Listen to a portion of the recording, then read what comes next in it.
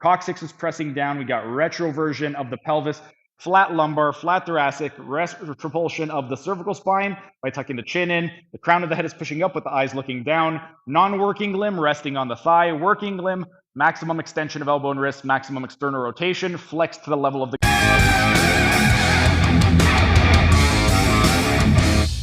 And while we were resting, let's continue with our exercise demonstration for exercises to help with spinal decompression. And right now, I'm going to be demonstrating the T12-L1 ELDOA. The purpose of this exercise is to create space between the T12-L1 vertebra.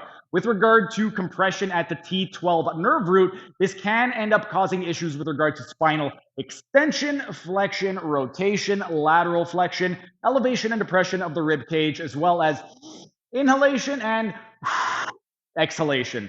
Now, at the L1 nerve root, if there's compression there, it can affect your hip flexion. The nerve plexus that is most likely going to be affected is going to be the lumbar plexus, and the nerve that is most likely going to be affected is going to be the iliohypogastric nerve. This can manifest as weakness in the psoas major, the rectus abdominis, the external and internal obliques, the transverse abdominis, the quadratus lumborum, and the pyramidalis. You may also experience pain or paresthesia in the groin area. With regard to the T12-L1 ELDOA, this is one of the other unilateral exercises, meaning we're going to perform one at a time. And with regard to the positioning, we're going to be in a seated position. From here, the non-working limb, we want to go ahead and we are going to go into maximum extension of the knee. We want to go into pseudo inversion by going into dorsiflexion of the ankle by pointing the toes toward our head, and inversion of the ankle by turning that sole inward. We want to go into medial rotation of the coxofemoral joint by turning those toes inward, and we want to go into abduction of the coxofemoral joint of 45 degrees.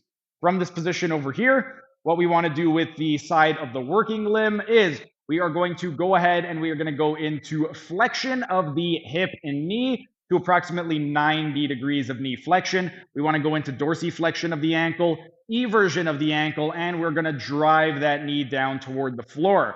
At the pelvis, we want to maintain retroversion of the pelvis or a posterior pelvic tilt with the coccyx pushing down into the floor. At the spine, we want to maintain a nice tall spine. So we have a flat lumbar spine, a flat thoracic spine, retropulsion of the cervical spine. The crown of the head is pushing up toward the sky with the eyes looking down. The heel is pushing in the opposite direction. Resting hand of the non-working limb is just going to rest on our thigh. The working limb, we're going to go into maximum extension of elbow and wrist, maximum external rotation of shoulder. Get that arm to the level of the coronal plane by getting the bicep in line with the ear and press up with the palm toward the sky. Just to recap, non-working limb, we have maximum extension of the knee. We have dorsiflexion, inversion, medial rotation, abduction of 45 degrees. We have knee flexion to approximately 90, dorsiflexion, eversion, drive that knee down toward the ground. We're sitting on the ischial tuberosities or our sit bones where the hamstring's attached to. Coccyx is pressing down. We got retroversion of the pelvis, flat lumbar, flat thoracic, rest propulsion of the cervical spine by tucking the chin in. The crown of the head is pushing up with the eyes looking down. Non-working limb resting on the thigh. Working limb, maximum extension of elbow and wrist, maximum external rotation, flex to the level of the glenohumeral or to the level of the coronal plane. Press up to the palm, press your palm up to the sky, and we are going to maintain that for 1 minute. After 1 minute, we can slowly go ahead and come on out of the posture, and that is the T12-L1 ELDOA. If you are experiencing any type of neurological symptoms or any type of either weakness, pain, or paresthesia in any of the areas that I mentioned, go ahead, give the T12-L1 ELDOA a try. During the next rest period, I'm going to be demonstrating the L1, L2 ELDOA, but for right now, our rest period is up. It is time for set number 3. That was just a tiny taste of what can be found in my members only section. If you enjoyed it, become a member for only $5 a month to get access to hundreds of member only videos.